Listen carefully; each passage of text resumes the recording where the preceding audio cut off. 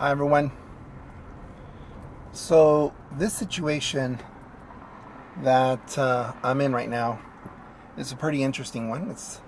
It's where we have somewhat of a high dynamic range possibility, and we're using FLOG right now.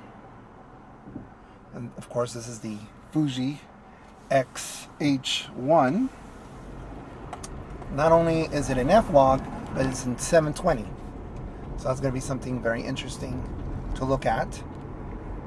And I have a ND filter of about 3 stops, and that's because the ISO, the base ISO for FLOG is 800. Though I have the ISO on automatic, it levels off at 6400, but I don't think it's going to reach that high. Aperture is also automatic. The shutter speed is the only thing that's set or fixed at 1/48th of a second. Wonderful thing about, FLOG, it has that flat profile that when you put the Eterna LUT, it brings out a lot of the colors, or at least the exposure. Especially when you use the wide dynamic range LUT for Eterna. It's filming at 23.98 frames per second. Unfortunately, it only goes to 15 megabits per second, which is, believe me, a lot. Especially if you look at something like the 5D Mark III, which is way lower than 50 megabits per second. So 50 megabits per second on 720p is fine for me. And so again, I'm trying to see if I can capture some of the shadows in the back of the car. Usually kind of like in the interior, in the back, sometimes you get to see a little noise, and sometimes right here in the shoulder you get to see some noise. I got to see some of that noise when I was filming during the day, actually, with 1080p. But other than that, the video looked pretty clean, actually, and I was really surprised. And again, the sun is not out completely, but there should be enough kind of like a high dynamic range to determine if it's doing its job. Now, I think if I increased the ISO, if I had it set to, let's say, 800 and increased it, could I get the shadows to be perfect? Maybe. I don't know.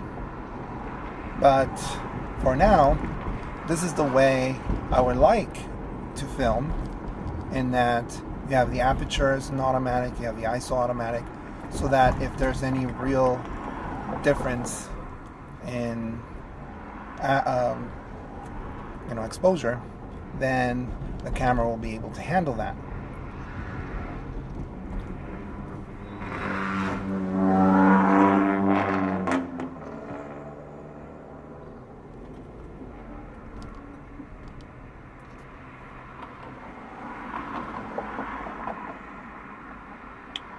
Okay. And I'm just going through traffic here.